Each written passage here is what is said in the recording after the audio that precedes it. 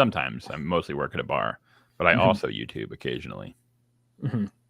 Nice. What was the last thing you worked on? Like, I know you're video essay wise and stuff like that.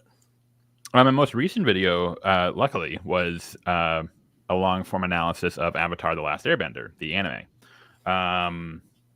And it looks like it's kind of getting a bump because the Netflix live action adaptation has just been released. Nice. To varying. Now, I shouldn't even say varying. I think it's resoundingly. Most people agree it's kind of not very good. Yeah, that's putting it maybe lightly. I don't know. Yeah, it was interesting also because I think the reception around that was like, at first, people were like really positive about the new show coming out, but like now it's just like because the One Piece adaptation came out, which was pretty decent. But yeah, do you have anything else in the works or anything you're cooking or anything you want to tackle? I'm currently working on another long form analysis of the show Hannibal, which is the network adaptation of Tom Harris's novels. The trials and the what should I say? The wacky shenanigans of Hannibal Lecter. That's probably the best way to put it. The wacky shenanigans. Have you ever read the Hannibal books? I have not. They've like shift greatly in quality. That's kind of why originally I was going to, but I kind of heard that, particularly Hannibal, which is the last chapter of Clarice Starling's. So like there's Silence of the Lambs, which everyone knows, and then there's Hannibal. Now the movie came out and it was kind of strange. Ridley Scott directed it. It was not very good. But that's also because the novel's kind of shitty too. It's not very, from what I've heard at least, it's not very good. But just like I've heard that they're very similar and the story is just not very good. So, however, the movie omits the most controversial thing about Hannibal, the novel, is the ending. Do you care about spoilers or? Oh, I've read the book. Oh, okay. Sorry. So you know that what they do to Clarice Starling is borderline egregious. I think even when the book was released, fans, it wasn't like one of those things where it was like, oh, it was like a Game of Thrones sort of thing where it wasn't like, oh, you just didn't like how it ended. It's like, no, this was like objectively a ridiculous end. This makes no sense for the character. Yeah. I was wondering, because we are going to talk about adaptations. Have you ever seen the first Hannibal movie, Maneater? Oh, Manhunter. Yeah, I've seen Manhunter. So I in preparation for the video, I didn't read the books, but I did watch all 4 film adaptations. 5 film adaptations because Red Dragon. Because I've heard that they're very similar to the books. They're pretty good. But yes, I did see Manhunter with Michael Mann, one of his first films, and Brian Cox Brian Cox originated the role of Hannibal Lecter. Although his name is spelled. Yeah, if you look at it, none of these are right.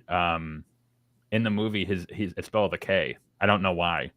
I don't know why exactly, but yeah, it's spelled with a K in the book and the Manhunter, the first film. Yeah, it's an interesting kind of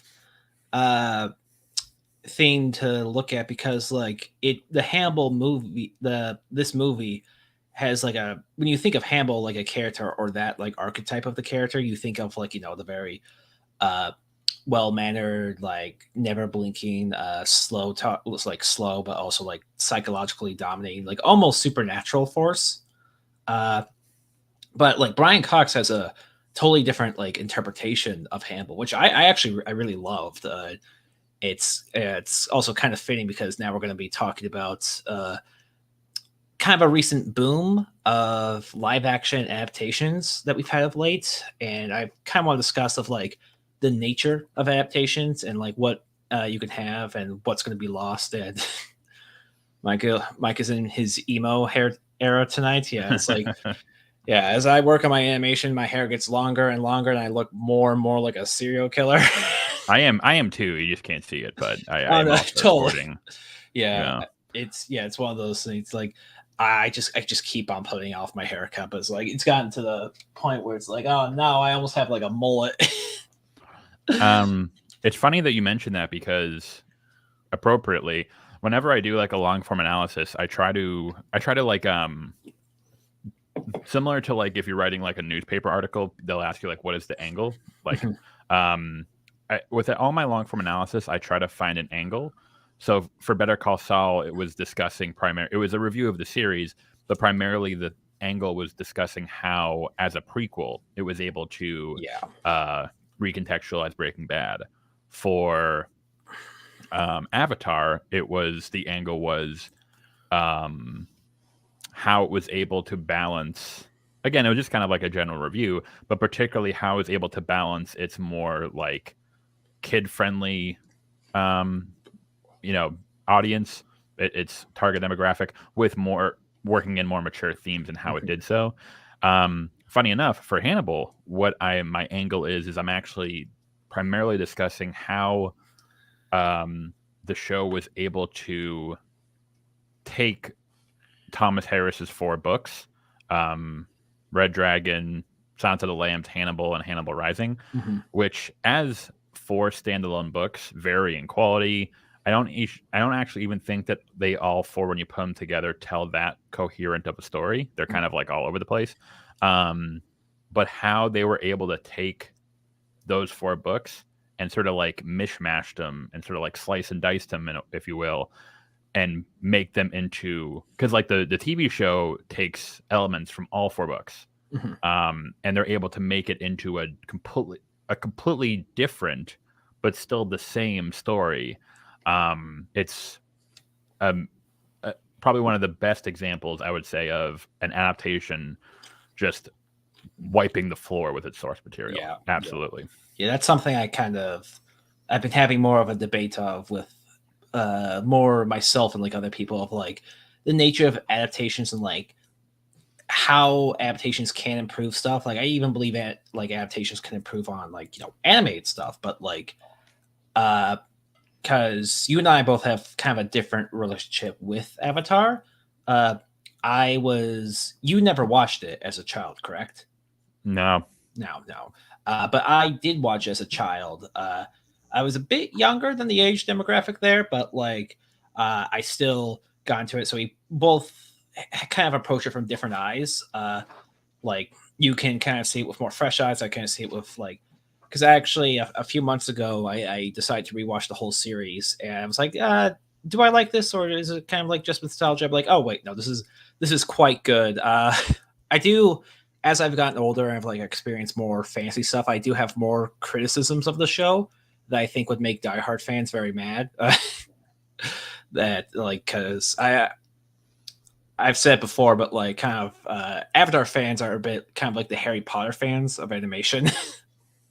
Of like, no, everything is a 1010% intentional masterpiece. You just don't understand. How dare you, you moron? But it's, yeah. But when this live action adaptation as a TV show got announced, I was semi curious, but not totally. I was like, I'm sure it'll be fine, and like cute in a way. Everyone was kind of like very like being pumped up and stuff like that. Like a lot of the fans were like really excited for this, because it's like, for the most part, they stuck to like, they wanted to cast people from like the actual countries that the and like ethnicities that the show originally took inspiration from, and like they were like talking about like, hey, we don't want to make this like the movie, stuff like that. Have you watched the movie, the Shyamalan movie? So I tried, and this is after I watched the full series. And again, I'm someone who has no nostalgic attachment to it, the original anime, whatsoever. And so I watched it a couple times through for my analysis, and then I was like, yeah, fuck it, I'll just watch the movie too, because it's kind of a meme. I remember exactly, I got 11 minutes in and I turned it off, and I was just like, because it just, I just knew it was just, I get, to be fair, I do set a standard for myself to not judge something out of the gate. But 11 minutes in, it seemed like already they had decimated so much of. You knew what the problems were. It's just the pacing, the humor, and the information that was communicated to the audience within the first maybe like 4 or 5 minutes of the anime. Even just the opening monologue, it gives a lot in the first in the show. It does it very well, and but like, were you even out of the? Did you even like get past the Southern Water Tribe? No, I think I think I stopped watching right at the scene where they're about to leave. Okay. Yeah, I think so. And that's even a weird one. Like because in the anime, you know, there's the beat where Aang's about to fight back, and then it establishes that he is stronger than Zuko. He can kind of like wipe the floor with him. Yeah. But then when he realizes that it might put the people in danger, he has to stop. So I think that's a very, it was very, it's such a subtle moment, but it's very important at establishing that, Aang is powerful. He has great power, but he knows when to, knows when to control it. He knows when, he knows what his limits are. Yeah. And that's very, the wisdom of his age. Yes, and it's very important come his final conflict in the series. It meshes really well. Whereas in the show, in the movie, that doesn't happen. He just immediately surrenders. And they try to do the same where it's like, if I go with you, will you not hurt these people? And it's like, we didn't even get, in the anime, again, like he played with the kids. He was like friendly with the tribe. So it really worked when he went to bat for them. Whereas in the movie, it's just, it felt so forced to the movie compared to the anime. It's also the disadvantage of trying to fit a whole movie, a full season of lore and story building and stuff like that into just one movie, which is insane. Even if the movie were like, and considering the movie is like what, an hour and a half. If it was like maybe 2.5 hours, maybe. But even so, like that was a big issue. Funny enough, when we're talking about adaptations, that was a huge issue with Dune. Was David Lynch's original masterpiece. That's the only Dune I've seen. His masterpiece, Dune. Ironically. But yeah, you're trying to fit an entire, like one of the most notoriously dense sci-fi novels into a 2-hour film. And the fact that it even came out as it did was probably like a borderline miracle. Whereas Denis Villeneuve's exactly. I've been hearing good things about Austin Butler's portrayal of him, but I'm like, come on, man, you can't beat this. You can't. No way. When he steps into the godlike for the first time, unbelievable. But yeah, so Denis Villeneuve's the saga will be 5.5 hours in total. Something like that, or maybe, I think so. 5 hours and like 10 minutes. So yeah, I think so. Like it probably should have been a 5 to 6 hour miniseries. Like that's what I would think would make sense. So I think it's also kind of my thing with a lot of adaptation movie stuff, and like kind of just the hurdle, like a lot of ones that are based on books come across, like. Even like I wasn't like a huge fan of like the Harry Potter books growing up. I read them, and the books are better than the movie because they do have more time and space to convey information, and they can have more exposition throughout it. But like Harry Potter movies, I have read it, but it's like I do think like they're probably not like amazing on their own, or really that great or that good. But it's like it's novels. Yeah. No, the movies. The movies on their own would be kind of like I think the books are fine, but it's like the movies work better when you have that sense of understanding of the books, because there's like a lot of like lore and like vague magic that doesn't quite make sense. But I remember when Avatar, the new live action show, was announced, and people were very, very excited for it. I remember because but it just kind of reminded me of the kind of the Cowboy Bebop like reception, like how that was getting made of like the creator said like this is Cowboy Bebop, we don't want to fuck this up. And for years we heard about like Avatar live action show, like actors and like casting the right ones and like then meeting with the original like cast members, and we got like you know, there was the big thing of like Aang looking more like Aang and like having a more colorful outfit than you know Aang in the movie, and like you know having like the Avatar tattoo and stuff like that. And people were like, "Oh yeah, this is gonna be really cool. It's gonna be really great and all that stuff." And then like I remember maybe like a week before the show came out, we were getting like a bunch of like news drops about like, by the way, we're taking out this and stuff. We're taking out like the Sokka sexism, I think was the first one that they announced. And then they said we're going to take away like some of Katara, like the sexism in the Water Tribe and stuff like that. We're going to have Katara be her own more character. And it's just like, and then, you know, people were very like skeptical of that. And then the show came out and people are very, for the most part, I'd say it's a more negative opinion, but people are still like very like divided on this of like, they either think it's like pretty good or they like absolutely hate this. I and you've just watched the full first episode, correct? Yeah, and then about Yeah. 3/4 of the second episode. Yeah, I think it's just one of those things of like when you're trying to make something that was made in such a, it's kind of what I think of like, is it, do you think it's like a wise idea to always make an adaptation of like a already established piece of media like a show like Avatar for the hardcore fans, like a direct lift?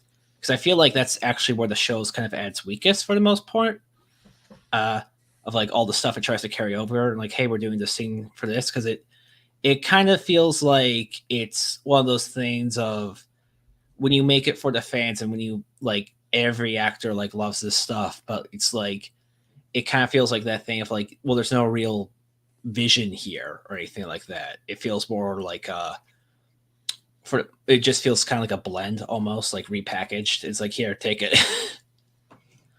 Yeah, what did I just see that oh my god, what was the one that just came out that I Man am Web? blanking? Oh. No, what's the other adaptation that I just saw recently that, oh my god.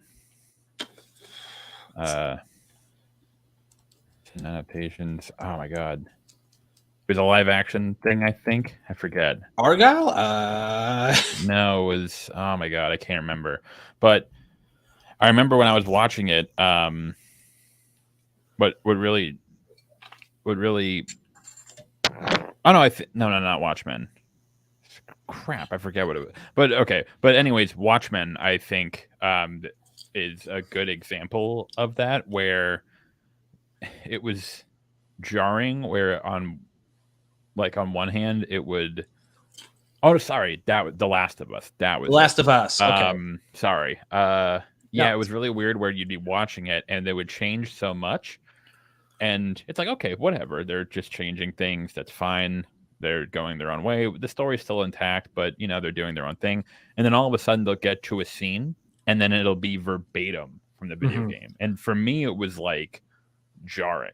It was weird. It was like, because like there was a good substantial amount of the show change. And for the most part, I thought that it echoed the feel of the game pretty well. Right. But then they would just get to a scene where it would be like word for word from the video game, and it would just completely take me out of the experience, because I'm just like, it's like, it felt like just like amateur actors just repeating, almost like to say the actors were bad, but it's just because I had heard those lines come out of the characters' mouths so many times that it felt very strange. I did not see the Last of Us TV show. Maybe for another reason we might get into a little bit later, but I hear the best episode is with Bill and the guy who plays Ron Swanson. Nick Offerman, yeah. Nick Offerman. Him and his like husband or boyfriend. It's them living, because in the game you do kind of come across them, but you come across like their journal entries and stuff like that. And it's like that's an interesting way to read. But like in the TV show, you actually see them like in person, and they have to like write original characters more so than the game, than just the implication that they had. And it's yeah. Well, in the game, spoilers for The Last of Us, I guess. So in the game, Joel and Ellie arrive to Bill's town, and Bill is there, and he's kind of like this. He's this cantankerous kind of like hermit, and he's kind of very abrasive. And then you go through the whole adventure with him, and then you find his partner, who I can't remember what his name was, but his partner, who it's implied that he had a love affair with, has committed suicide. And the theme in the game is Joel sees Bill as this like very isolated figure. He's this person who has given up on trying to find connection. And the implication in the video game, or at least my interpretation, is that upon Joel seeing Bill in this state, he kind of realizes that he doesn't want to end up like that. And so that's why in the very next scene, it shows that he's starting to warm up to Ellie. It's very subtle, but it kind of shows that like, I don't want to be Bill. I don't want to be this like lonely, crazed psycho. So maybe I should open up. So in that case, so when you're looking at an adaptation, you have to see, okay, what is this beat here for? In this case, the reason they meet Bill and they go through their adventures with him is because they need to sort of like, they need a catalyst for Joel to want to open up to Ellie. Now, in the show, it's almost the exact opposite, where instead of them meeting Bill and then at the end them finding his lover, it's kind of like structured as like a long flashback where Bill and his lover fall in love, and they live their life together, and it's very sweet. And at the end, they both take their lives together as a murder suicide. As a murder. Well, a couple thing. Yeah, a mutual deciding to end their lives together on their terms. And so when Joel finds when they arrive and he finds the note, he sees that Bill, who he had known and was this very, from what he remembers, this sort of like cantankerous asshole type of guy, the fact that he has found someone in his life to live with and found someone to fight for, if you will, that in that context is what makes Joel decide to sort of open up to Ellie in the show. So in that case, what I actually thought that the show was really interesting with this is that the show completely changed the circumstances of them finding Bill and Bill's whole storyline. But in the end, it serves the exact same story purpose. It still leads to the same story beat. And I think that is a good sign of that. That is a sign of writers, of adapters, if you will, who know what they're doing. That is a sign of, we understand why this exists, so we can change it as long as it still accomplishes the same goal. So in that case, some of the other stuff in the show, I wasn't too crazy about, but that in particular, I thought was a brilliant instance of good adaptation. Yeah, I think that's kind of my main takeaway from the Avatar show, because I do like a lot of the stuff they add for the most part, like the newer stuff, more because the stuff that kind of like reigns outside fan stuff, not just like the twist on it, but like actually personally, I really like the first like 7-ish minutes, which is not the highest praise for a 45-minute episode, but I really like the stuff they have with the original, and I get why some people were kind of off-put, because it's like, well, it's not quite like that in the blanket book. Yeah, but it's like some fans say, oh, they didn't show the genocide, the nomad genocide, because it's way more impactful if Aang just sees it, the aftermath of it. Like, that's somewhat true, but at the same time, you have to take into account that it's a kid's show. So they, even if they wanted to show it, they probably weren't allowed to. And I do like seeing kind of the whole Fire Nation being a bit more of a scheme thing for the most part, where it's like, oh, earthbenders are running because like the Fire Nation is going to basically just invade the Earth Kingdom, try and wipe out all the races, and like that's why the nations are gathering basically. And it actually kind of made more sense of because now all the air nomads are going to their temple in preparation, and some people didn't like that, but like, in if I think a more it's trying to be a more adult show or dark show. If you want something like this, kind of lean to you're kind of gonna have to kind of lean into the fact that like no air nomads were a lot more flawed than you probably thought or stuff like that, and it makes more sense for the Fire Nation to attack them all at once.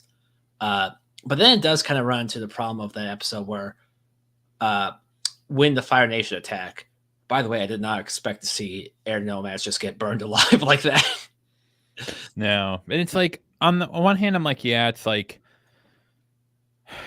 I don't know. I understand that there's sort of like this, the instinct to want to, oh, we have to open with sort of like an action scene and like do that. But at the same time, it's like what worked so well in the anime was that the third episode where they return to the Southern Air Temple, and there's this looming dread where Aang is like, hey, come on guys, we're gonna go see all my friends. And obviously Katara and Sokka know. Like they go and everything's empty, there's no one around. And what works so well in an episode is there's this looming tension of we know we know what happened here and we're gonna find out, but there's this looming building tension of, oh my god, he's eventually gonna. And so that makes that moment where he pulls the curtain back and he sees Gatsu with all the dead fire. It makes it that much more impactful because we've been building to that moment all episode.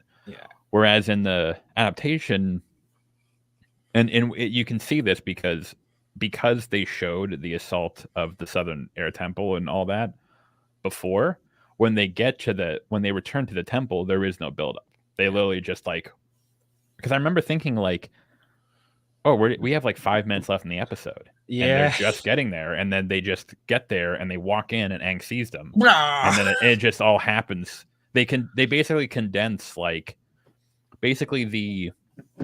so if you think of like the first episode of the Netflix show as the first 3 episodes of the anime, the first like 55 minutes are the first 2 episodes, and then the third episode is condensed, which is it was a shocker to me, honestly. It was very strange. I was like, they condensed that entire episode into like 3 or 4 minutes.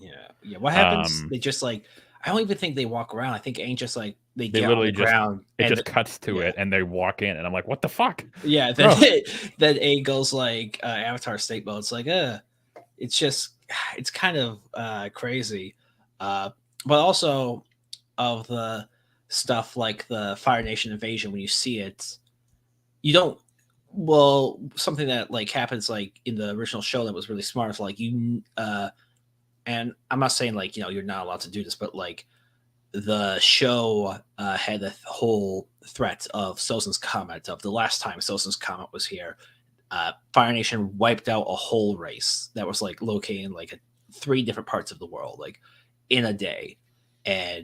But in the show, like you never got the sense that firebenders were like above average strength at that time. They just seemed kind of like on average, because like if anything, it kind of seems like more like just the fact that they had numbers on their side. It was like a surprise attack, which, I mean, I guess that would kind of be an accurate portrayal of a military like this, but I don't know. It's just like, oh, Ozai is probably not going to be that much of a threat during Sozin's Comet. But yeah, I think it's kind of a weird hurdle that a bunch of adaptations that are like, we're going to make this like for the fans and stuff like that run into, regardless of how faithful they want to be. Is that the problem with making it so faithful is that like your prime audience is, I think, is likely going to be the fans. So it's like we already kind of all know this, so it's almost like a what's the point kind of thing. And it's a hard thing for them to find like a good balance on. And that was a big problem with I'm not sure if you saw the Percy Jackson show. Uh, No, not yet. We did see no. the movies, the Mm, one with Logan Lerman, I think. yeah. Um, we saw those, and there was only like 2 of them, and then I think they stopped making them for whatever reason. I have not seen the new adaptation yet. Although I think my girlfriend read the books. So I think we're gonna maybe give it a shot soon. Was it good or was it? I read the books, and then I talked to like a lot of people about the adaptation. The problem they say a lot of the people have is like it's too faithful, and it's like it's almost it's boring to them in a lot of the times because it's like yeah they got all the kids like names and ages right a lot more. It's like it also did more stuff of like having a more diverse cast, which Rick Rowan has talked about wanting, but it's like from what I could tell, like everyone's just been about like, yeah, it follows all the plot beats, but it's like then it has all the exposition from the book, so they say it like line from line. It's something of like what I like in like a lot of new adaptations. I'm not saying it's gonna automatically make it good. Is like kind of put the characters in a scenario that they wouldn't normally be in, or like kind of a twist on something without, you know. I know we are kind of in the era of like subversion is almost like it's like a super big nightmare to a lot of people now whenever they hear uh a show or a movie subverting a trope uh because I don't know, I guess dudes are just traumatized by The Last Jedi, but but like what I liked in the new Avatar show was kind of like taking characters like that would never interact or like meet and put them in a scenario. I was like, hey, this is what would it be like with them here? It doesn't always work, but like stuff I actually really liked. I'd say half of the Boomy stuff is really interesting to me. The other half is kind of like it just falls apart in execution. Yeah, I don't know. I haven't gotten there yet, obviously. But what I was kind of, at least the only thing I've seen so far is that clip on Twitter that they Yeah. put out where it's like them fighting, and it's like I feel like it's funny because I felt like that was like probably like a terrible clip for them to put out because Mhm. it's like they're trying to do like the whole anime fight, and it's like I don't know if that's like the best foot forward because when you're trying to make anime fighting, like I'm trying to think of like imagine trying to make like a Dragon Ball Z fight in live action. Like it probably just wouldn't work. It would just kind Yeah, of it would feel be weird. very hard and crazy. It Yeah. would be very hard, and it would, or it, then it would end up being so much CGI that it might as well have been anime. You know, Yeah, I mean that's the yeah, thing with Avatar because of how, you know, elements are brought into this and like how so many fights are integrated with like elements and stuff. It's just that it's a huge hurdle that shows have to do. It's almost kind of like musicals to a degree, where stage musicals and, you know, anime musicals have the advantage of both being animation and being stage. So it's like, oh, your suspension of disbelief is much higher, and like animation can get away with more stuff. A movie musical like has a live action one has a much bigger cliff to jump. It's like you're gonna have to do a lot of work to convince people like you can sing in this like burst out singing without seeming weird, and like the choreography, which I don't think a lot of people really appreciate when they watch musicals. Are you a big musical guy? no, but it is funny you say that because for just sort of like me and my girlfriend don't go to like musicals like on stage all that often. We have been to a few, and a couple of the ones that we have seen, um, are where Dear Evan Hansen was a big one. Mm. Where when the movie we were all excited about it because it's like oh this looks awful, and we ended up seeing like 6 months later we won tickets.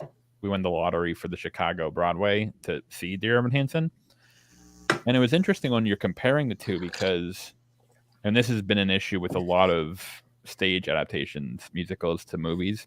Um, they don't really take into account that when you're switching the medium from the stage to the screen, you can't just do the same things that you do. You have to really, you have to change a lot. Like, so for example, there's a scene um, about maybe like a third of the way through of Dear Evan Hansen where a character they're sitting at a dinner table and then a character is telling them a story, and then in the stage musical the character Dear Evan Hansen Evan Hansen, of course, he stands up and he kind of like steps off to the side and he sings to the audience. And the family are still sitting at the table, but the lights dim. So when you're watching it on stage, you kind of get this. You don't really think about that. It's just, it's just you understand it's like this is a musical. You understand this is an excuse for the character to like sing. And so the realism of like what's going on, it doesn't really matter. That's not really important. But in the movie, when you're watching it, because the movie there is really no, on stage, there's so much more there's a higher. There's no fourth wall. There's just, it's there technically is, but it's them breaking the fourth wall is a lot more permissible. The stage is asking for a lot more suspension of disbelief. Like, so when there's two characters on stage, we're in the school hallway and there's like no lockers. Like, it's not like it's not the hallway, but you're buying into it. Whereas when you're watching a movie, because the sets, it's supposed to be taking place in like this other place, the suspension of disbelief the standards are a lot higher for the screen. So in the movie, he literally gets up from the dinner table and he just starts singing, but he's not singing to the audience. He's singing to the family. So it's literally a 4-minute long scene of him just singing at this family who are just staring at him from the dinner table. And it's the most awkward thing you've ever seen in your life. I got like 15 minutes of the movie. It's so bad. It's really bad. Yeah. But the issue there is what the filmmakers thought. It's like, we'll just take the scene from the stage musical and we'll just shoot it on film. And it's like, no, you can't do that. That's not how an adaptation works, especially when you're going from medium to medium.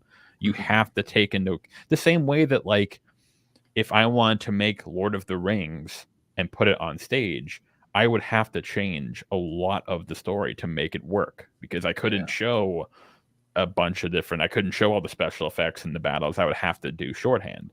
But for some reason, when it's going from the stage to the screen, people don't think about that. Phantom of the Opera was another example of that. Rent was another example of that. I did. Okay. I thought was okay, but it was, I have more mixed thoughts, but there are ways you can do it. I say maybe the most famous example is Little Shop of Horrors, which is like an amazing both movie and musical, but like works well like on its own for either or.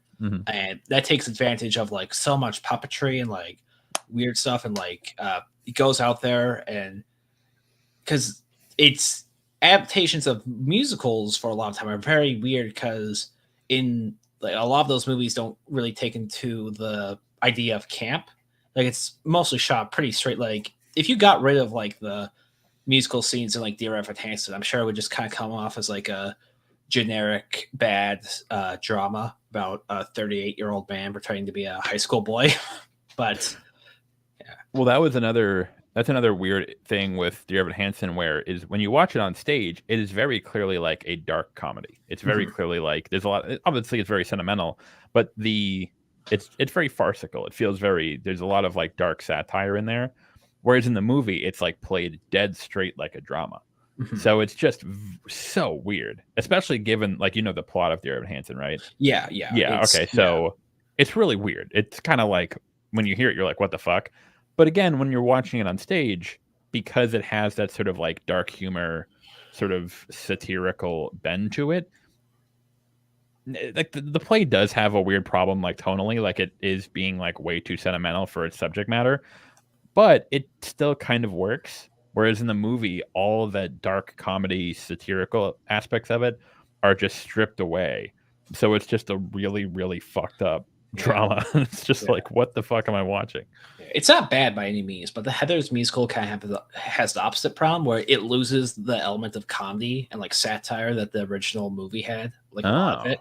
Yeah, and like it plays up oh my god, Jason Slater's character, JP or whatever.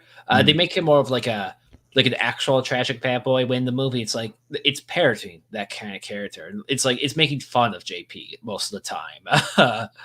And stuff like that. But it is like they do try to give him more of a backstory with his mom and more like sentimentality. And I think kind of like the average person would watch that and like be like, like from a music, like just from a music point of view, I like it, but like from a story and a musical point of view, it's kind of its disadvantage.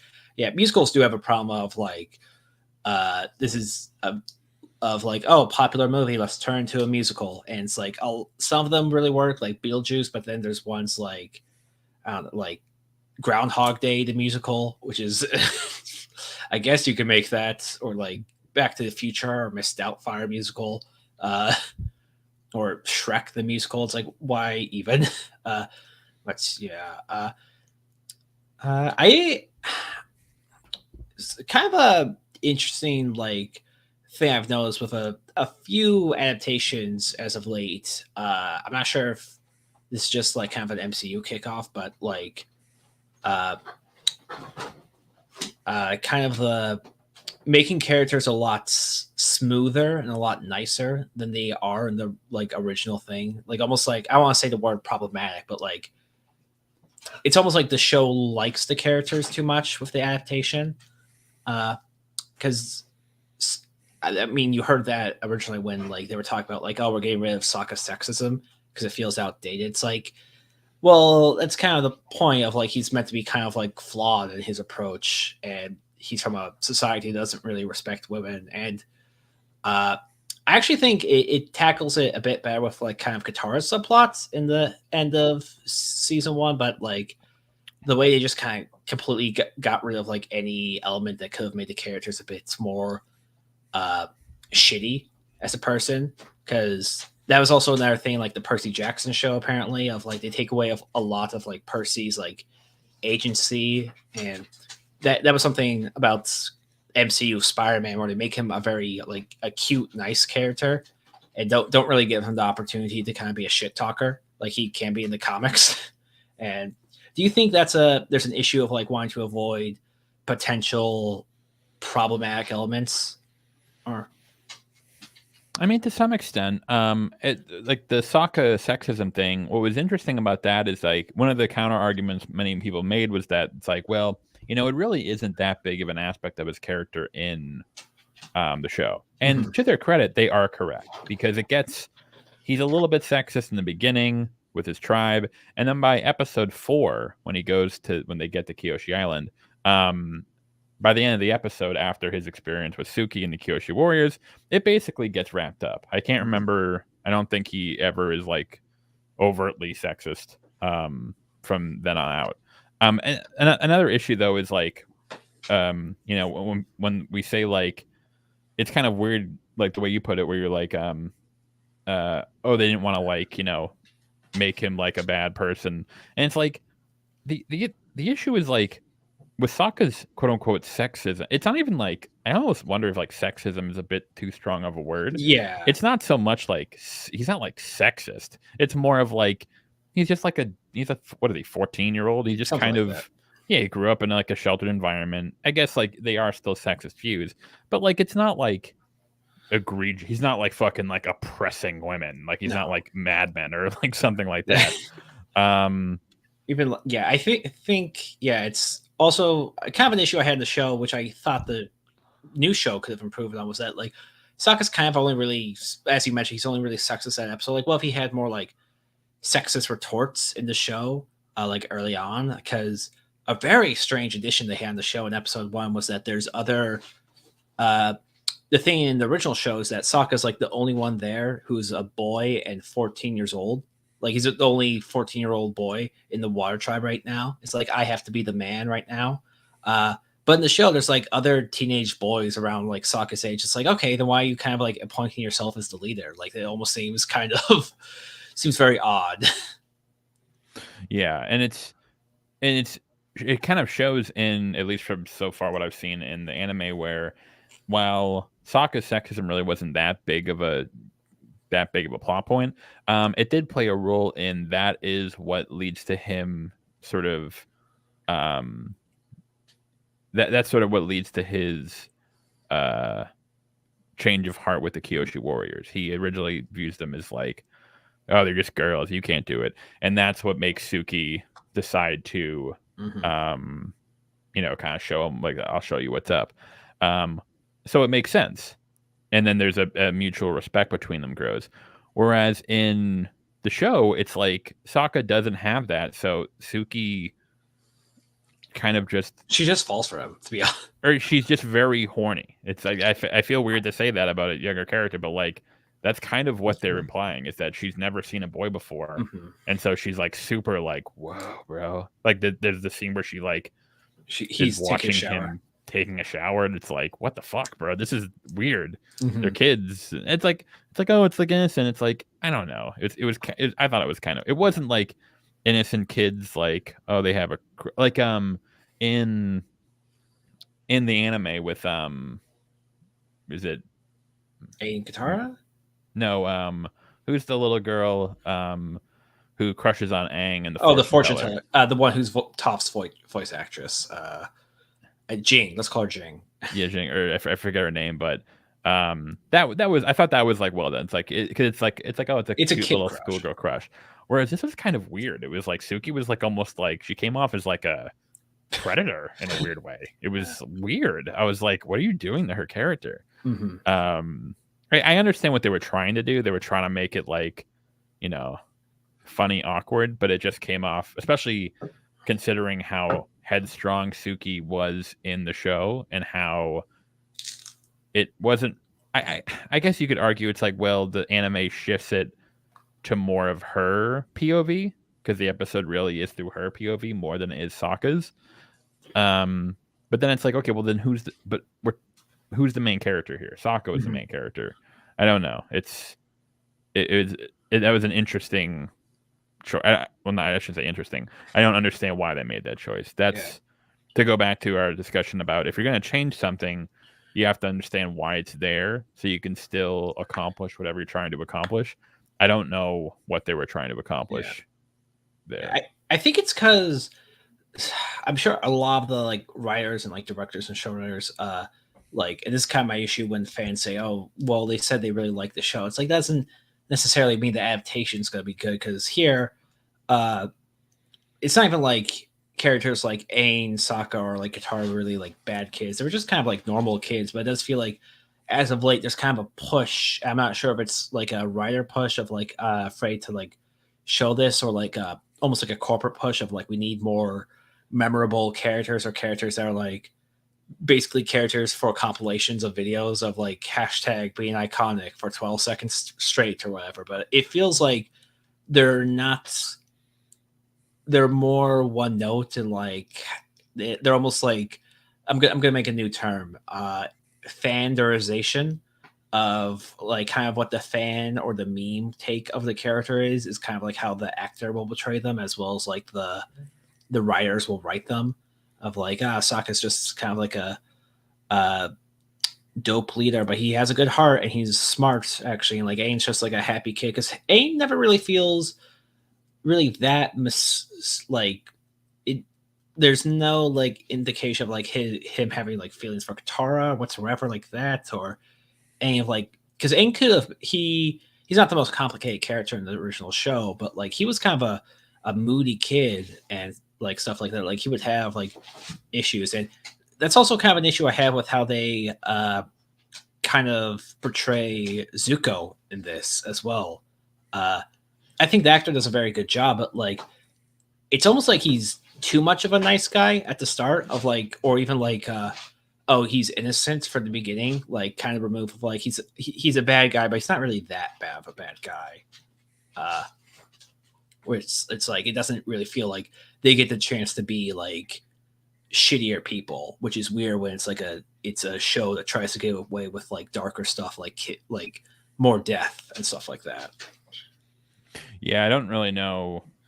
And I'm only like an episode and a half through it, but still, like just from the onset, I'm like, you're making changes, but I'm not understanding because like there are some adaptations where you made the change. I understand why you did that.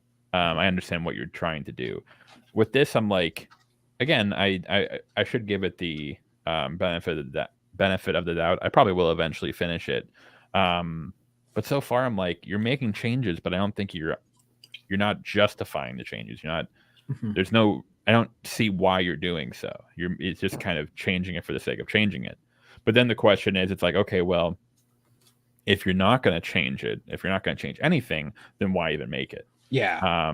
And I remember I saw, I think it was a tweet way back when, there's sort of like a catch-22 when it comes to adaptations, where obviously if you want to adapt something, you want it to be something that is somewhat popular, because obviously you want to, because the whole point of adapting it is you want to catch that audience. So with Atla live action, the reason they chose Avatar: The Last Airbender as opposed to like a bunch of other animes, specifically because it already had a built-in audience. They were trying to capture that audience. The problem is that when you do that, the thing you're adapting is probably going to already be very popular and very beloved. So you're kind of walking a thin line where you're like, well, we don't want to just remake the anime because it's, we want to give the fans something new. Like, because otherwise they'll just be like, why am I watching this? Why don't I just watch the anime? But then on the other hand, it's like, well, if we make changes, or we have to you have to be so careful doing so, because the source material is so beloved. You have to be you have to tread very carefully. But then someone mentioned the tweet I was talking about was, someone said, I'm really sick of them remaking good shows or good movies. Why don't we remake like mediocre shows or mediocre movies? Yeah, I remember like a movie where there was like a show where it was like, hey, it had a good idea, it was a cool concept, but it just didn't it never kind of reached its potential. Why don't we take those movies and shows and remake them? But then the problem is, what I was kind of getting at is that because those movies and shows aren't really like that popular, you can't really, when you're talking to the studios, you're like, why are we remaking, I don't know, like RoboCop, or why are we remaking this like mediocre film from the 90s? It's harder to justify that. Whereas something like, live action Avatar, live action Cowboy Bebop, these are very easy sells to the studios because you already have that audience built in.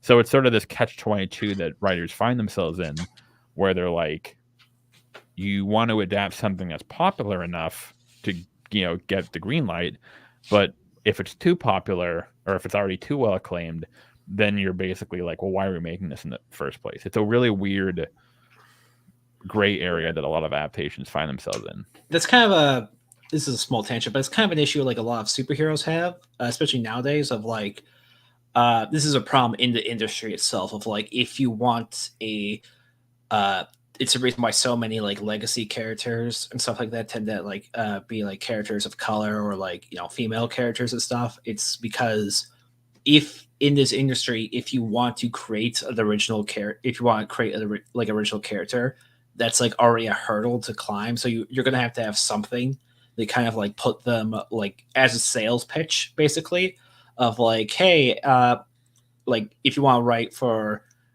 say Amanda's Chow, and you want to make him a superhero, you probably wouldn't be able to make him like just a generic other tech guy. It's like, well, if we make Amanda's Chow kind of the new Hulk, or that was the thing with the new Iron Woman girl, Iron Maiden, Ironheart or something. Yeah, something. Iron Maiden. You should have done Iron Maiden, stupid.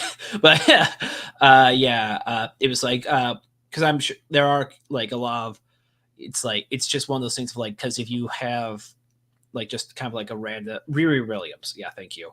I totally forgot she was in the new Black Panther movie too.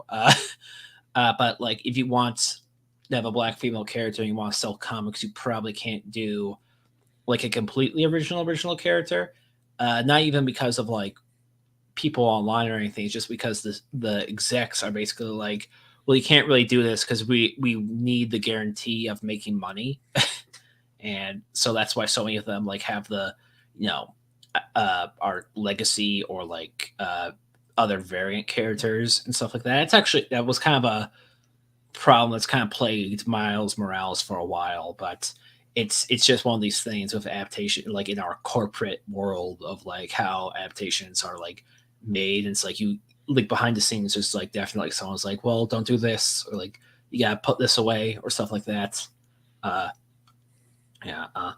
And Something I think the Avatar show is going to have an issue with when it comes to like, because it is adding more darker themes and stuff like that. Well, it's doing more like on-screen violence and stuff like that. But if it wants to do that to make a more like gruesome show, it's going to make it a bit more unrealistic when it becomes to like having a more like almost like diverse like female led cast and like the patriarchy and stuff like that. Or like more female leaders and like political powers or stuff like Aang kind of stuff like Aang not killing Sozin will be viewed as like extra stupid in the live action TV show if they even get to that. Because the thing is like it I'm not saying it's perfect, but you can like justify a lot of stuff in the original show because it's anime. Your suspension of the disbelief is like pushed. It's like okay, I can kind of see Aang not killing Ozai and stuff like that. But like in this show, it's like where we just see them like basically just roasting people alive. It's like Aang kill this guy. But yeah, it's one of the problems like something like this has. Where it's like, well, we're going for a more realistic look and stuff like that. So it's like then you kind of have to have characters have more almost like as fucked up as it sounds like darker pragmatic solutions. Yeah, I don't know. There definitely is going to be like a tonal issue. I can already see just from the first 2 episodes where it's like it's in the anime was surprisingly good at going from like sort of like kind of like goofy lightheartedness to like darker. Very serious, dark, heavy vibes.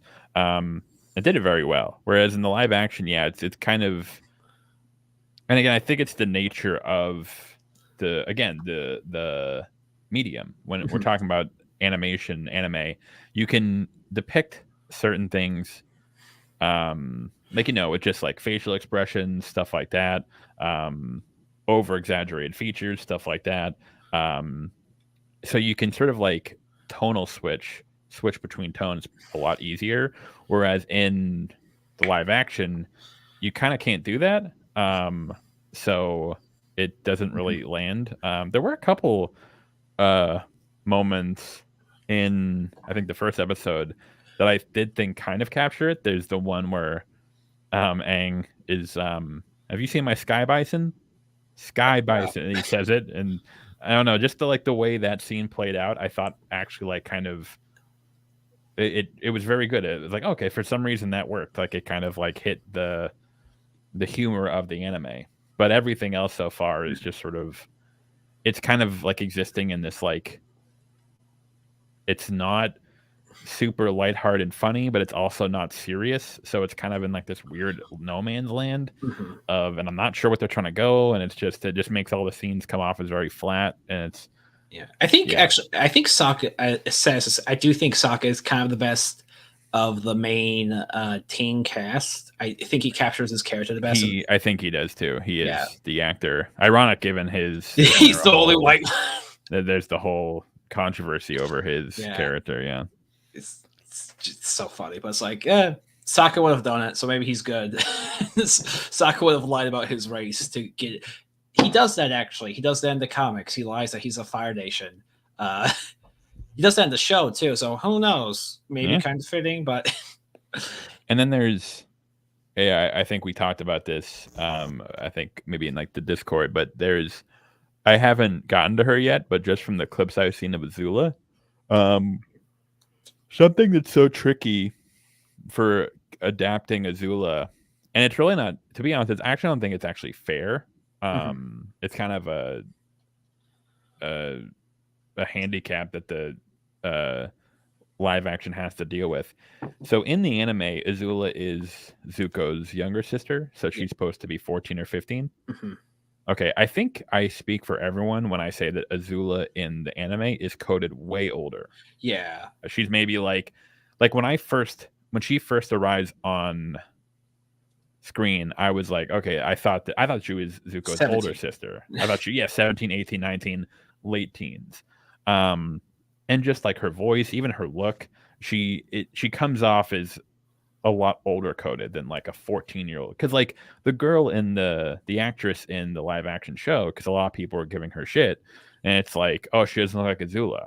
It's like, Well, no, she doesn't look like Azula from the anime. She looks like a 14-year-old girl. Yeah, She looks Azula like has, that's what a yeah, 14-year-old girl looks like. yeah, I think it's sort of like when you think of like, I think people forget like what actual high school kids look like because they're used to like watching Euphoria or or Tom. Riverdale. Yeah, It's yeah, like a 15-year-old does not look like this. They yeah. don't have broad shoulders and a six pack. They're like lanky, Mhm. awkward fucking kids. Like, Yeah.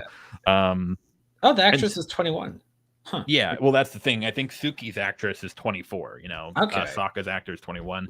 So it's like, um, we're trying to you're you're trying to make them look age appropriate, but it's in the anime. That doesn't really matter. Like, Yeah. Azula's age didn't matter that much and I think this was even sort of not an issue, but like something that people brought up with Azula's character in the anime was that until the very end of the show, like in the like literally the finale, you kind of forget that Azula Is is a like a kid. Like child. she's like a 14-year-old girl, like and she's like struggling over her mother's death and her father and their relationship.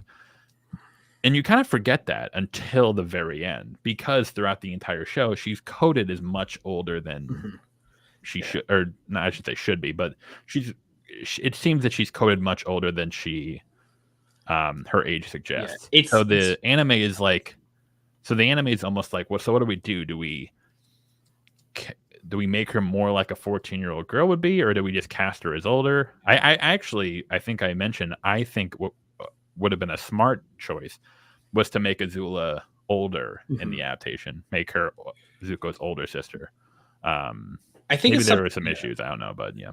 Yeah, I think it's just it's not taking opportunities like that, but it's also like Azula was also played by Gray DeCios, who she was like 30 something when so she has like Azula. It's a benefit of animation. A bunch of people forgive like just how much you're able to get away with like design wise, and you can basically do whatever you want. I don't think you've gotten to that episode, but uh, in Jet and the Frame Fighters, Yes.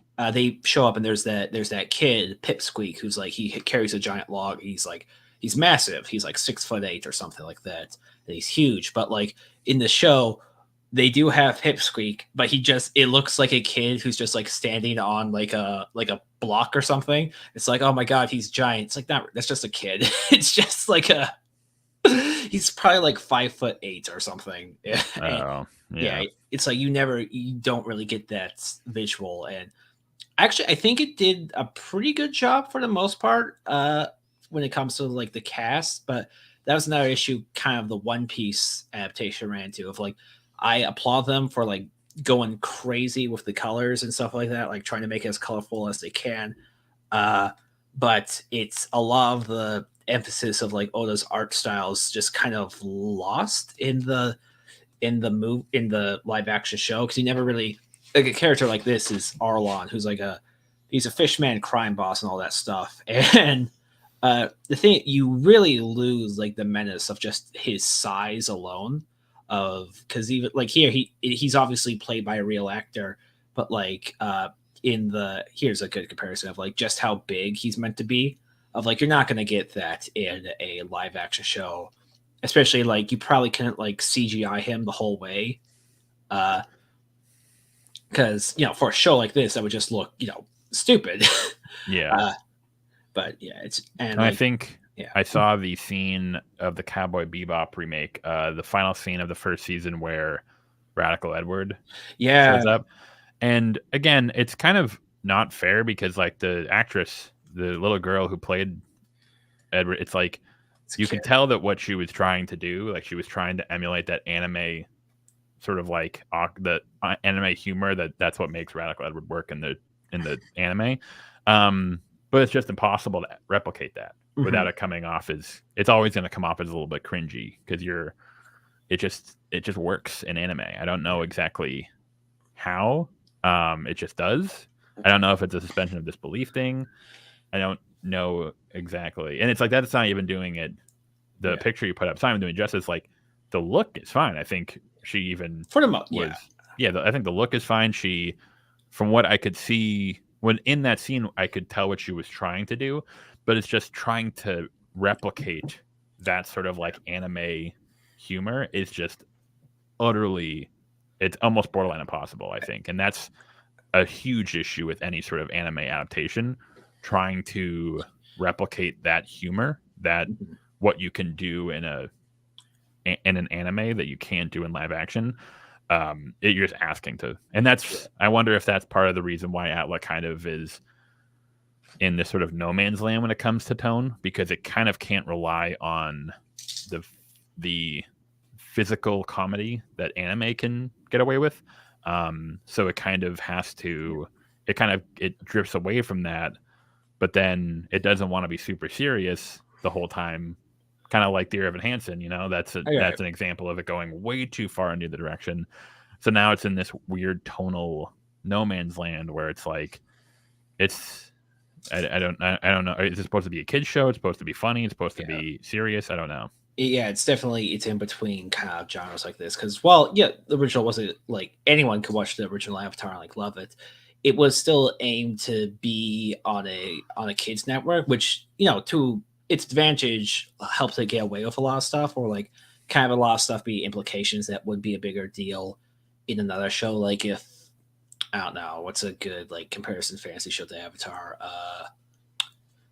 Star Wars, I guess. Like if in Star Wars you had like the kind of the Luke saying something like "I've never killed someone ever before." It's like, haven't you, Luke? It's like I know you didn't like straight up like bisect people or anything like that, but it's like you've like messed up people, like you've beaten the shit out of people who probably aren't going to recover and stuff like that. It's like, but in Avatar you could have stuff of like them talking, like morality is a bit more stretched and stuff, like not even like characters will change, but also like other stuff will happen, and like there'll be a workaround like with the lion turtle will be more believable in the cartoon than the live action, because live action you're kind of expecting more of a semi-realistic result. It's funny enough that you mentioned that. The one scene I'm thinking of, and I'm wondering as an example of like how it's probably not going to work in the live action, is Chin the Conqueror's death. Yeah. And so it's the scene where he yells, and then there's kind of that comic scene where the rocks fall, and he just it's one of those like cartoon, the coyote falls off the cliff, in a funny sort of like a funny. So it's like implying that like he dies, but it's kind of like it softens the blow because it's not like this horrible dark scene. And so I'm thinking in my head, I'm like, how is the live action show, if they do depict that, how are they going to depict it?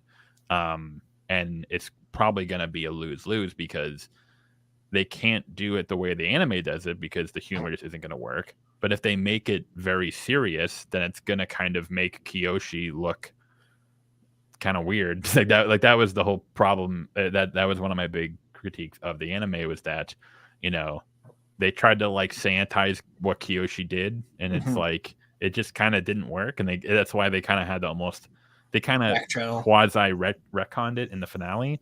And so I'm very curious as to how they're going to do it if they do depict it in the live action, which they might not. But the Rise of Kyoshi books also kind of have that problem too, but I think they're good for the most part. But it's like you have, because it's like because these are books and they're aimed at like an older audience, like mainly the Avatar audience, but like a bit older and stuff like that. It's like we can get away with more stuff like murder and like on-screen deaths, like the Last Airbender's head just gets fucking like chopped off and stuff like that. And for the most part, it really, really works. But then there are like, it still kind of takes that stance on morality when it comes to like killing, like even self-defense for a lot of scenes of like people like, oh, we're going to see Kyoshi like in her heyday and in her prime. But it's like, Kyoshi didn't really kill two people. The people she did kill was like super self-defense, maybe even manslaughter. Like you can make an argument of that.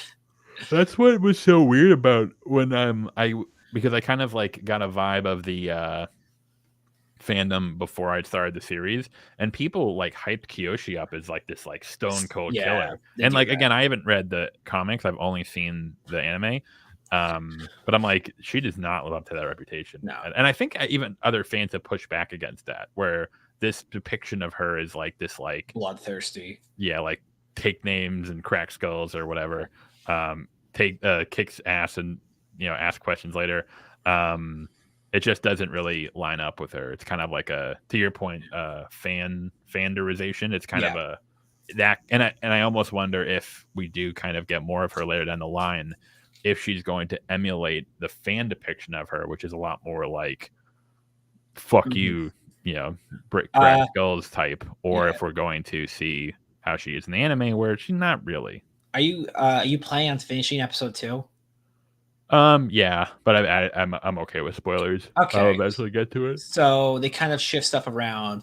In this, Kyoshi does the whole like avatar possession thing uh with Aang, and she's like Aang's in the spirit world when the Fire Nation is attacking. And also in this, I do like the actor for Zhao, even though he didn't know what Avatar: The Last Airbender was. But like, I like that they depict him more as cunning. But it's like they're having him do a lot of like the bad stuff Zuko did, like attacking I Kyoshi Island. that was something I realized when I was, and to your point about Sokka, I didn't even get to that point, but when Zhao and his people showed up, I was like, the reason they're doing this is because they don't want Zuko to do it. Yeah. Because and to on one hand, I actually understand why, because again, in the anime, he burns the village down. Yeah. Like, and Pretty Aang puts it out, but at the same time, like he still like burned their village. Like, it's he still fucked their shit. And again, in the anime, it kind of gets glossed over because it's anime. Whereas if in the live action we see Zuko fucking burn a village down, it's like, is that gonna make him again? I actually think they could do it. They could make it work where they give, especially of all shows, I think Zuko's character arc is the most well done. earned, I should say. I think like there's a lot of redemption arcs where the character will do a bunch of like bad shit and then they'll just do one nice thing and like, oh, all's forgiven. Whereas with Zuko, the show really goes the extra mile to make his turn to the light is very, very believable. Mhm. And he, not only that, but then he earns the redemption or the forgiveness of his allies. So I think they could have done. I understand why they might have changed it to Zhao doing it, but it's kind of like it kind of feels cowardly in a way. Yeah. It's that thing of like kind of not wanting your characters to do more bad. That was kind of an issue I had with the One Piece live action of like, I think the Inaka, I think that's his name. I think I'm so happy. Like he's living his dream. He's playing Luffy. He has so much fun, obviously, but it's like, he definitely plays kind of like more of the meme fan version of Luffy of like, he's just a nice, happy idiot who loves his friends. Whereas like, it kind of, while this manga does depict it as like, very comedic, like Luffy's still like a criminal who does bad stuff. Like even in the first few chapters, he uses like a child. No, someone's using a child as a human shield. Like I'll blow his brains out if you until you stop punching my dad. And Luffy just keeps on punching his dad. He's like, stop it. He's like, no, I'm a pirate. I'm going to do bad stuff. Like it's like, yeah, that's kind of taken away from the live action show. And also Kyoshi, she possesses Aang and stuff like that. And she has that whole speech of like, you have to be a merciless, powerful warrior. And she possesses Aang. She goes there and she just like, it's like, oh, fuck, it's Kyoshi. Is she gonna like kill people? And then like Aang's gonna see like the blood and stuff like on his hands. And like, is he gonna be like sad? It's like, is that like why he's like so against killing? But then she just basically like throws people into walls and then she disappears. It's like, oh, okay. Like merciless and you just kind of like knock people down. Yeah, I don't know. I'll watch the rest, but it's gonna be difficult. Yeah, it's that thing of like when you want to be darker, but like you don't want your characters to lean into darker stuff, like death and kills. Of like it's gonna be a lot harder thing to pull off. Because in this, like firebenders are just like we see them just roast people alive like several times. It's like, oh shit, like I'll give them credit. Like they didn't like turn away from that. And like I do think they do a pretty good job of showing just how ruthless and kind of a shitty empire the Fire Nation is, of just like burning down land and people. But then it's like the characters are like, well, we're not going to kill anyone either. It's you're gonna end up sanitizing, and then to the point with Zuko, it's like if you take out all the stuff that he does, his entire arc is like a redemption arc. So it's like if you take out all the stuff, like the stuff that he's trying to redeem himself for doing, what is he redeeming himself? Like, what are the characters going to be mad at him? I mean, obviously they'll probably keep in him, his reversal at the end of book 2, where he sides with Azula. I hope. Imagine if then there's no way they have to keep. If it gets to that, they have to keep it in. That's very important. Yeah. But if they don't, that'd be very interesting. That'd be like, what are you guys doing? Yeah, I do think it does already kind of have a problem of like it knows where the show ends and all that stuff. So it's like it's putting stuff in season 2 and season 3 of like both implying it from the start in season 1, and it's like here it comes and stuff like that, as well as like stuff with like Azula, as well as like Ozai and stuff like that. And one of your problems with the show, as well as a lot of people's, like we never really got an indication of how powerful Ozai was until the day of the Sozin's comment, where he had a power up. So it doesn't come off as that much of a threat. But in this, it's like Ozai. We see Ozai fight Zuko, and even though like Zuko's outclassed, like he still gets a few like licks in. It's like it got to the point where it's like I feel like if me and like 3 of my friends just like rushed Ozai in an alley, I feel like we could kill him, just like beat him to death. Yeah, I don't know. It's I was very optimistic about it. Not so much. I'll still finish the season. Hope for the best, but yeah, we'll see. yeah, stuff like that. Would you say thus far? Would you say it's already better than the M. Night Shyamalan movie, or? I think it's better. Although M. Night Shyamalan does have the, again, he had the double handicap of having to. Because I can't understand how a lot of the problems, at least from, a lot of the problems that the film had, I could see like, okay, I wonder if, a lot of these issues are due to the time constraints of fitting this all into like an hour and a half, hour 45 minutes. Whereas with the TV show, there's no excuse there. And I think that's even like worse paced in many ways than the anime. So far I'd give the film the benefit of the doubt. I haven't finished the film, so I've heard it's really bad, but it's Schrodinger's film. Yeah, you don't know how bad it is, but I know. So far, what do you like?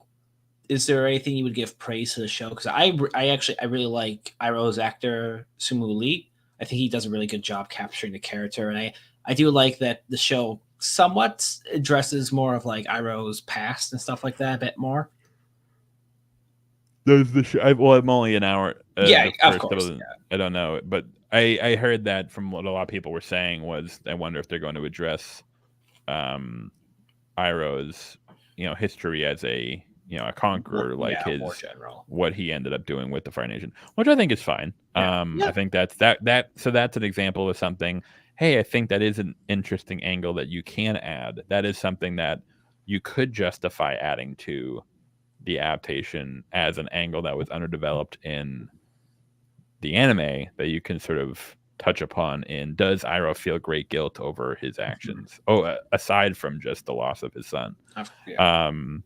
Or maybe even have a scene where he comes across a village that he, that he helped, raise or something. The Iroh actor, I'm not sure too, is his performance is very strange. Iroh's the whole point of Iroh is that he's supposed to start off as this sort of like, I don't want to say like simpleton, but he kind of comes off as like this very like laid back character, who who, and then as the show goes on, you find out that he's actually very powerful, but he's, he's trying to, his way of fighting back against his grief is to sort of live a life of, pleasure and, carefree to some extent. Whereas and I think that comes across well in his performance, the vocal performance of Mako in the anime. Whereas in the show, his vocal performance is like very stilted. I don't know. It's very strange. A little, yeah.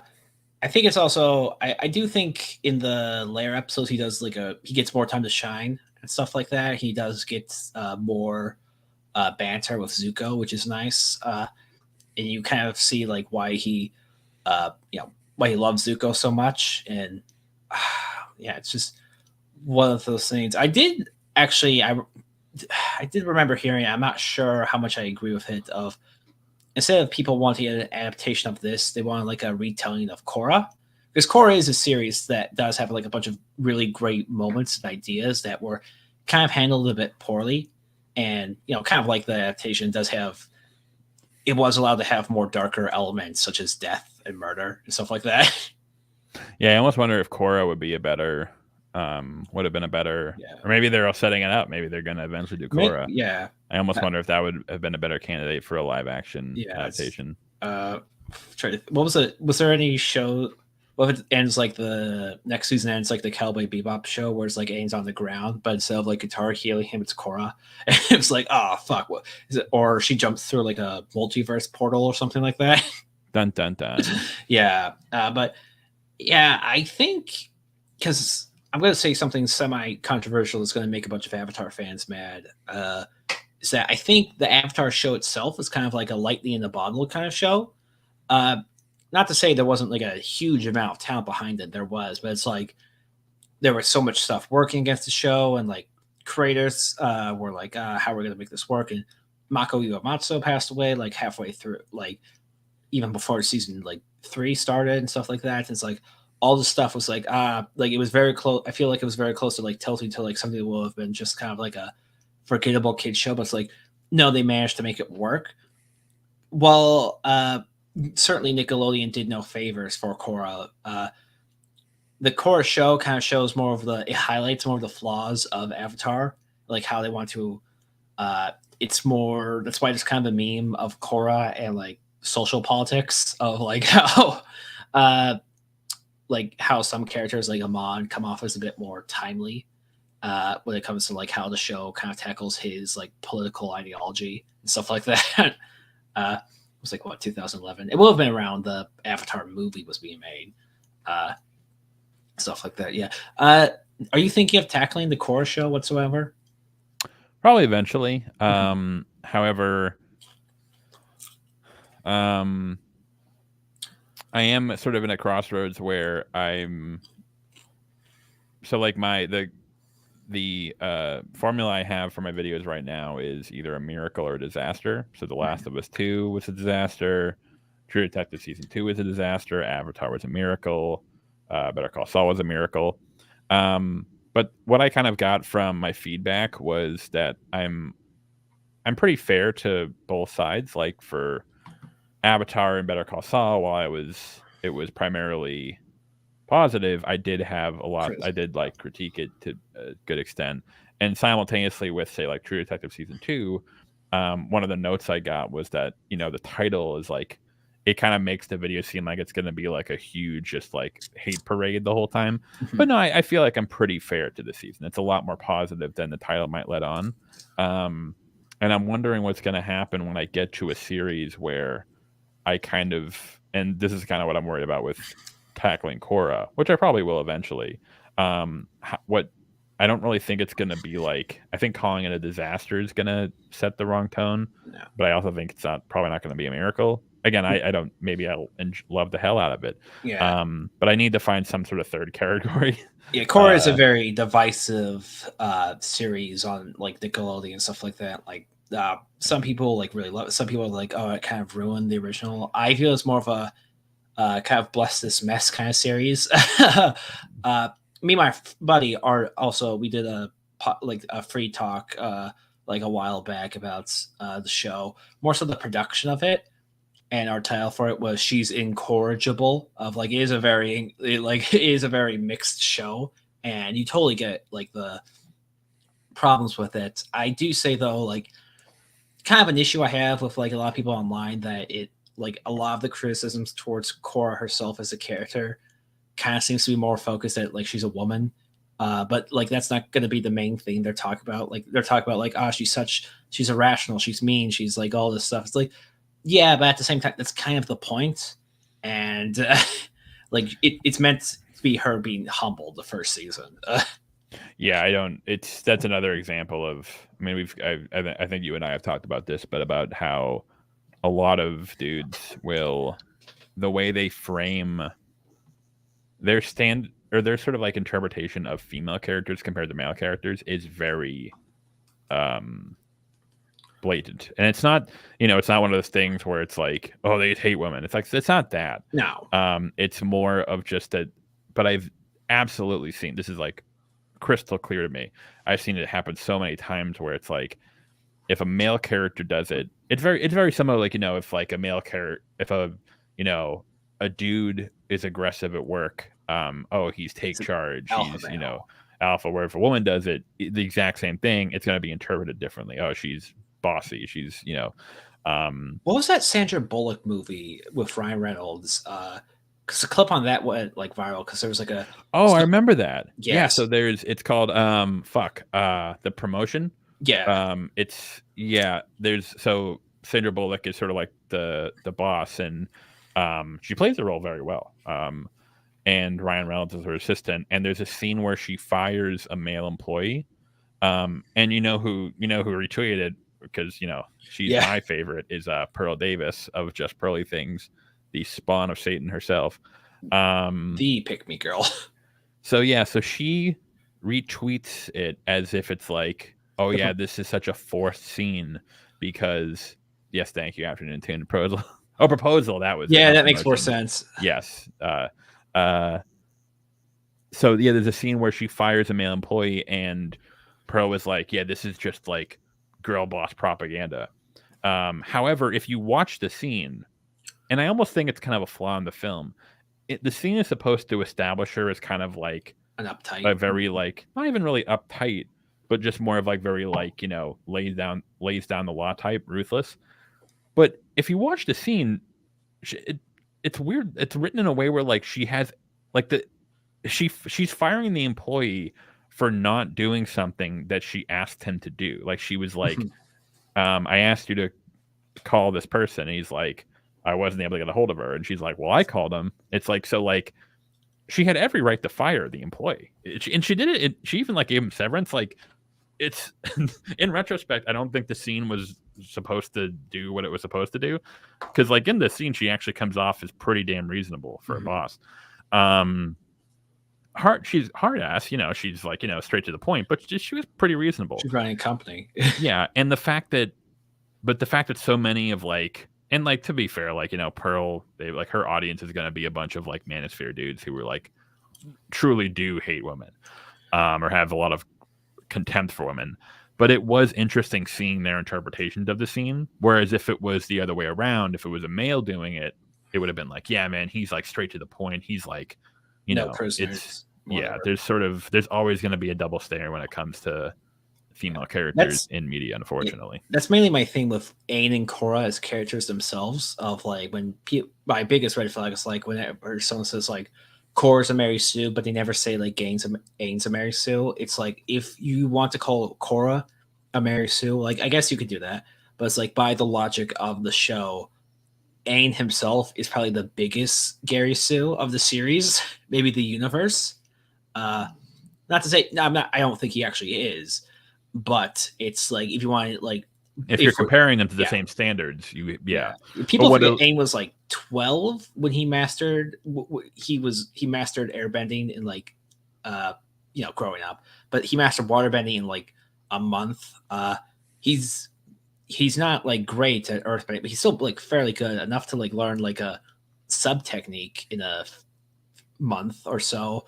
And then he was able to be a pretty good firebender in like a few weeks at most. And like all this happens under a year, and Core spent like 16 years of her life, maybe even 17, just training physically. And like the whole point, she's a physical master of the elements, but like everything else is just kind of like poop for her. But yeah. Yeah, it's again, it's not the way I put it is or this is sort of like the formula I see. When it's a male character, people will say, yeah, he did bad things, but look at the good things. Mhm. Whereas if it's a female character, they'll say, yeah, she did good things, but look at the bad things. And it's that, it's funny. There's a line from Game of Thrones where it's, my father told me that everything that comes before the word but doesn't count. Because like, oh, you say a bunch of stuff and then you say but, whatever comes next, that's what the person is like actually meaning. So it's kind of funny when it's like you have like, say, a character like Walter White who's like, yeah, he did all this stuff and he put his family in like super danger for his entire, in mortal danger, and he did all this terrible stuff. But, and then they list his like his good attributes. Yeah.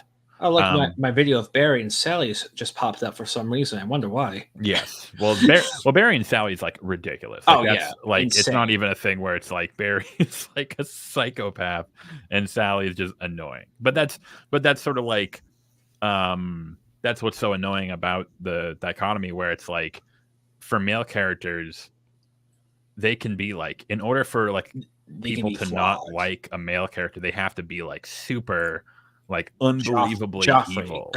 Yeah, Joffrey, Ramsay, Bolton, whatever. But then if it's a female character, it can just be like, she was fucking annoying. And it's like, I feel like that's a little weird. Or she was obnoxious. And it's like, I feel like do you not kind of see how it's a little bit strange that like you're putting like Skylar White next to like Ramsay Bolton in terms of like unlikable characters? It's a little weird. What was that list that came out like a few months ago? It was like the most hate characters, and like it was like actually I was surprised that two characters from like The Sopranos showed up, Janice and Carmilla, I think. Well, even it was Janice and Olivia. Yeah, Olivia. Well, it's kind of weird because like when we're talking about hated TV characters, it kind of crosses the line between like because like Joffrey and Ramsay, they were designed, like they were written to be hated. That was the whole point of their characters. They were completely unredemptive pieces of shit. But that's the point of the character.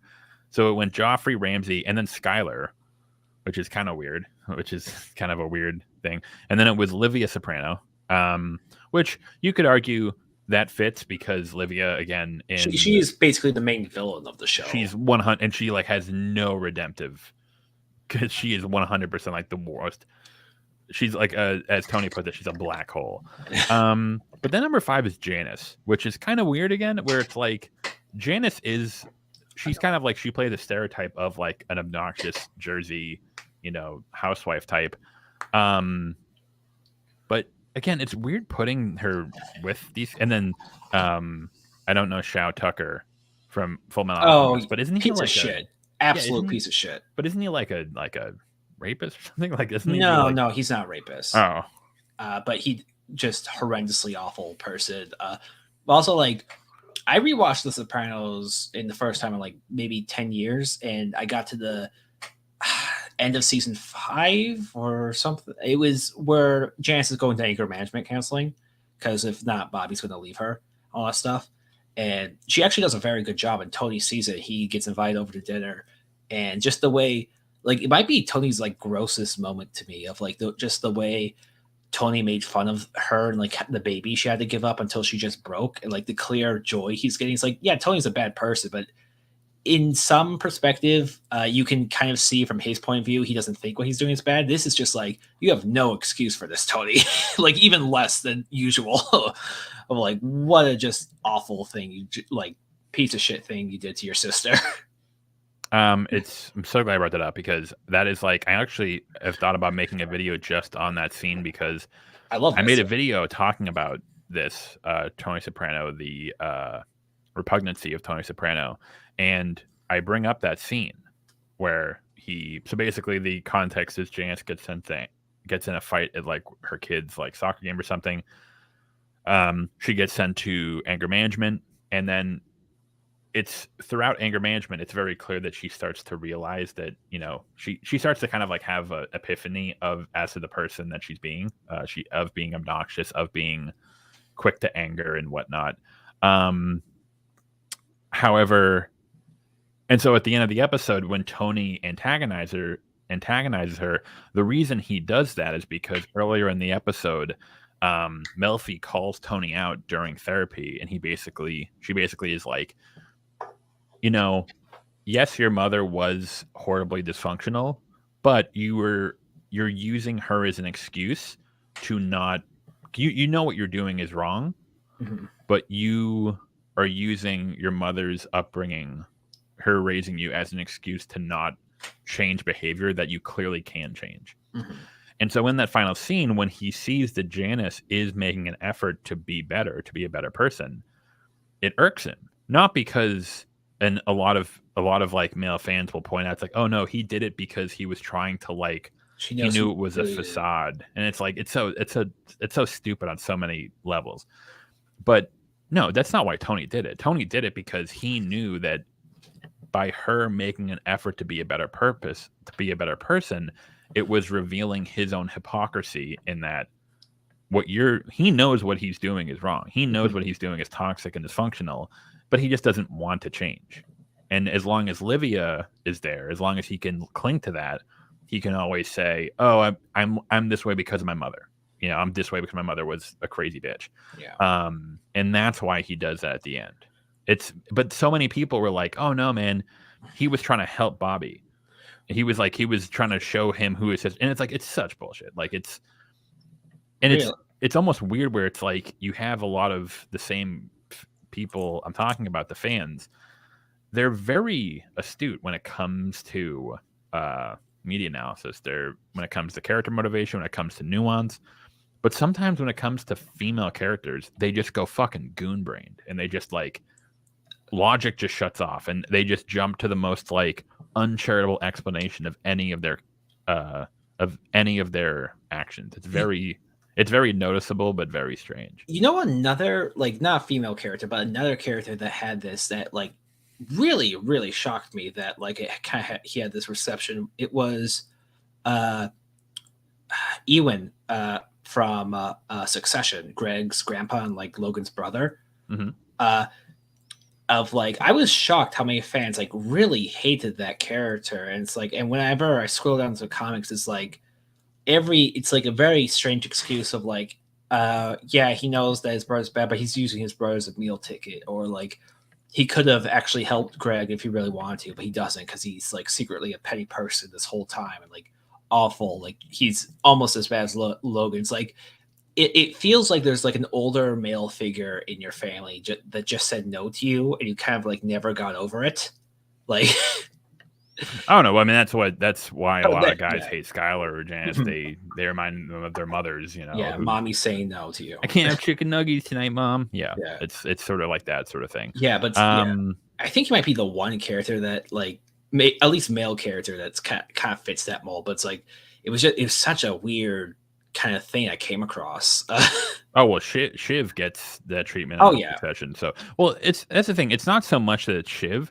Shiv rightfully gets called, like, Shiv's entire character is that she's sort of like this faux girl boss. Is that she thinks she's a girl boss when in reality she's like daddy's little girl. Yep. But that's her character. That's the whole point of the character.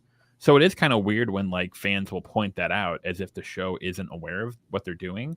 They're like, I've heard fans be like, "Oh yeah, Shiv's so annoying. She's like a wannabe girl boss." It's like, yeah, that's her character. Yeah. But then when it comes to like Roman or Kendall, they'll be like way more sympathetic, or they'll be way more. They sort of like, again, they hold the female character, Shiv in this case, to a way different standard. They're not looking at the characters objectively. They might think they are, but just based on their critiques, I'm like, I don't think you're looking at these characters similar to what you mentioned about Korra and Aang. It's people think they're being objective, but then when you actually break it down, you're bending over backwards to defend one character and not the other.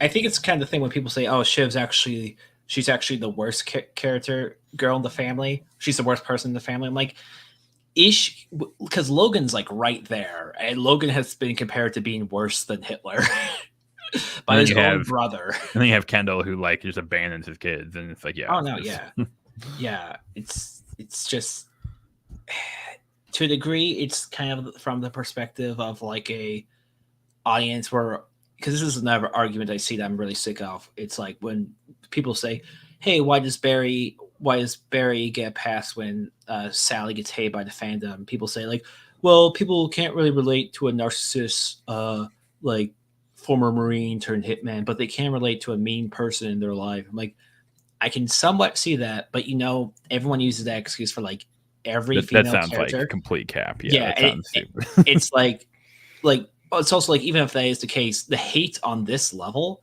for like Skylar White or whatever is like insane. Like it's disproportional. Like it's also like real, like you hate just like a average like kind of annoying lady this much. It sounds like you need to go to counseling.